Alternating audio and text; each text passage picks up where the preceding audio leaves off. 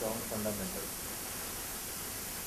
For strong fundamental, two basic things are required. That we should have a extremely good product, which is identified and which can be used by the the patients who are suffering with a different disease, and also offering this, definitely the top line and bottom line should be strengthened. What is your business philosophy? The business philosophy is basically when we are working on the investor money, we see that how investors are benefited and how the general public is benefited, and that's how we have taken this line of business, biopharmaceutical, where both the public as well as investor and company and promoters, everybody will be benefited. How do you foresee your company 3 years from now? My first target is that we would like to reach 50 crore, and then probably in down the line 2 years, definitely I would like to see with the momentum what we are growing, it should be about 100 crore.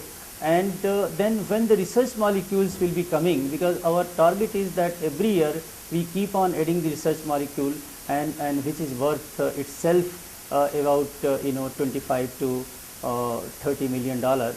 So our top line will be absolutely in a very improved one. What is your message for shareholders?